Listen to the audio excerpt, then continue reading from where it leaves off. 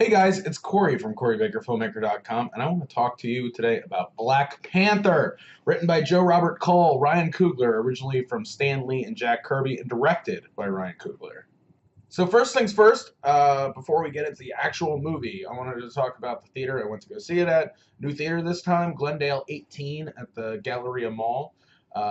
We saw it Friday night. It was me, Rob, and Roberto, and we were one of 5 people in the theater, which really weird.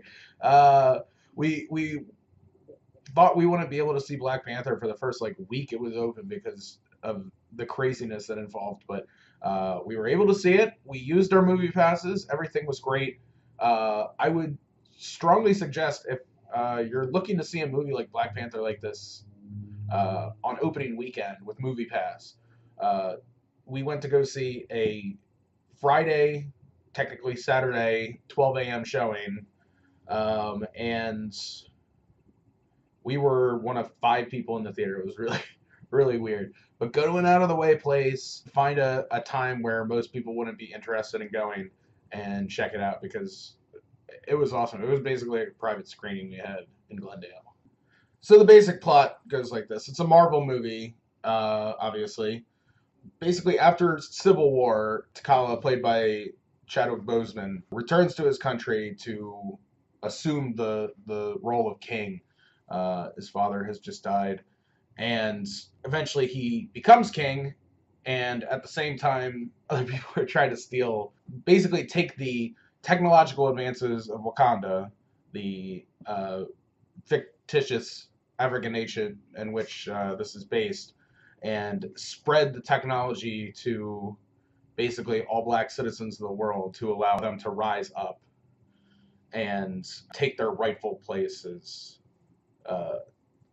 top of the pyramid. Now, I gotta say up front, all white people who are being ignorant and stupid on Twitter and all the people who are going on and on news about uh, riots and shit like that.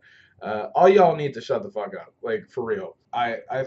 There's nothing wrong with this movie. What I really loved is that you had such an incredible collection of artists in one movie, which is if you tell me up front, you got a great director, you have a phenomenal cast. I don't care if they're black, they're white, they're all women, they're anything. I don't care. I just want the best content possible. And this is one of the best movies I've seen in a while, specifically for what it is. I mean, superhero movies are always going to have the problem of you're going to have to set up the world. So, for instance, Letitia Wright plays Shuri. She is like this sort of brainiac coming up with all these new technological advances. It's very Q in James Bond when Chadwick Boseman goes down and looks at all the latest innovations. It's very much like we have a shoe that's also a phone and stuff like that. Those types of things you're not going to be able to avoid. You gotta set up the universe a little bit. And even though Black Panther has already been in some of the Marvel Cinematic Universe, this is our first opportunity to see Wakanda live. And just God, I loved so much of what they did here. Well, let's start real quick. Michael B. Jordan. This is the third movie that Michael B. Jordan has done with Ryan Coogler that I know of, and he was incredible. Chadwick Boseman, considering we're in a Marvel Cinematic Universe where we have Robert Downey Jr. and Hemsworth and Paul Rudd and all these traditionally really good-looking guys. I think Chadwick Boseman is the best-looking superhero of any of these guys. He is so fucking cool, and it is just so much fun to watch Boseman and Jordan especially go head-to-head throughout this movie. It's a really great pairing. If I could run through real quick, Lupita Nyong'o is great. Danai Gurira is great. Daniel Kaluuya was great. Letitia Wright I mentioned already. Sterling K. Brown, Angela Bassett, Forrest Whitaker. All these people are incredible. They did just a amazing job.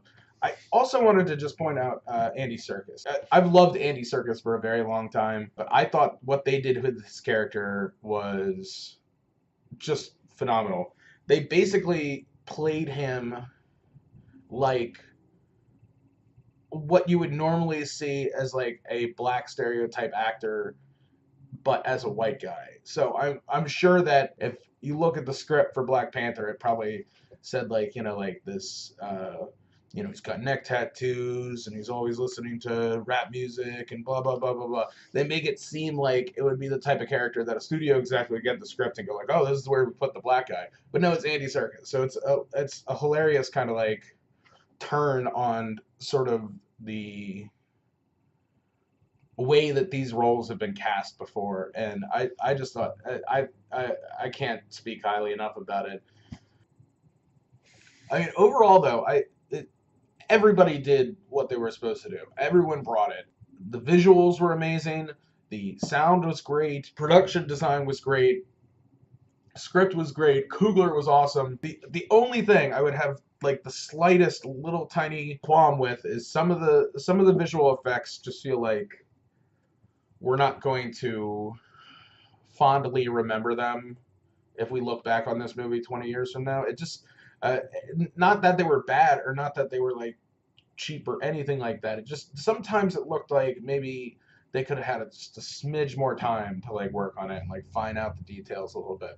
Anytime the ships, the spaceship essentially is like flying back to Wakanda, it looked a little bit out of sorts, and there was like this great fight scene in the middle where it was supposed to be, it moves around like it's supposed to be one huge long take, and there's little tiny moments. Just it really, believe me, this is me nitpicking like crazy right now, but there's little tiny moments where it's just a smidge off as they try and bring it up to a second level or up, back down to the first level. I mean, it's an incredible. Everybody did an incredible job in this movie. I really wish. Sometimes when you got like a big tentpole movie like this, you're trying to like shove it into a release window, and everybody's really trying to get things done. I feel like if we could have given CG just a little bit more time, that's like the only thing that I really even noticed throughout watching the movie, where it was just like, damn, I wish that was just a smidge better. One more thought. I've talked with people before about like certain directors being the types of people that like, if they release a new movie, I'm just going. I don't care what it is. I don't care what the story is. I trust that the person at the helm is going to take whatever they are given and create something incredible. And Ryan Coogler is just that now. Like every movie I've seen of his, between Fruitvale, Creed, they've all been phenomenal. They've all been way better. I've always been happier walking out of the theater than I thought I would be going in, which is always a tough road to hoe. But Coogler is just on top of his game here. I can't wait to see the next Coogler film. Now that being said, I feel remiss if I don't bring it up. I mean, and this is not to shit talk at all. This is just sort of me thinking out loud and sort of pontificating on it, which is originally Ava DuVernay was supposed to direct Black Panther, but they moved on from that and went with Coogler instead. And I think Coogler, if it's deathmatch and you're asking me to choose between one of the two, I got to give it up for Coogler over DuVernay, even though they're both incredible directors. I did think a lot walking out and like driving home, like whether or not I would have enjoyed the DuVernay version of this film as much as I did the Coogler, and what the DuVernay version of this film would have been as opposed to the Coogler version. But I mean, that's one of those things we'll never know. And I really just top of the game directing with Coogler. You got to go check it out. It's incredibly well done. Hey you, not so fast. It's leaderboard time, happening right now. So this is the first time I've gone to check out a movie at the Glendale 18. Definitely worth checking out. I'm gonna go back at some point, especially because it seems to be the theater that time forgot when these big things happen. Like it's definitely more of a low key theater where you can just sort of sneak in. It's based on a mall, so anytime during the day, I imagine it's a lot busier. But like once the mall closes, essentially, I think it's just the place to be. Onto the movie leaderboard. I think movies like Black Panther are tough because it's not like a Fast and the Furious type of thing where it's like it's more well done. The amount of time and artistic work that goes into creating a movie like this is not like throwaway, kind of like a stupid action movie. If I was going to give it sort of like the Fast and the Furious rule bump, I would probably give it another maybe point, like an extra point could go if you're willing to sort of take away some of the things that just sort of happen because it's a superhero movie. But I'm going to give Black Panther an 8.6 and give it the number 2 spot on the leaderboard. I mean, I really like it. I it's not like I don't imagine that it'll be like the type of thing that'll be nominated for like an Academy Award, just because they haven't done that for any superhero movie so far. I mean, so as far as like a super movie leaderboard is concerned, the only thing that I really liked any better than Black Panther is Dark Knight, but that's almost completely different. That was go make a prestige comic book movie, and that same sort of care and effort has been put into superheroes movies that have followed to the same degree. But 8.6 for Black Panther, number 2 on the leaderboard. Y'all should definitely go check it out. Anyway, that is it for me. If you want more, you can go to CoryBakerFilmmaker.com. Please like, subscribe, share this video if there's anything on it that you think other people should know about. If there's some dumb white person you know in your life who you need to tell them to shut the fuck up and just deal with it. If you want more of me, you can go to Facebook.com/CoryBakerFilm or at LegendCB5 on Twitter, Instagram, and Snapchat. Now, if you don't mind, I have to get a little tiny bump on my chest for every single person I've killed. It's going to take a while.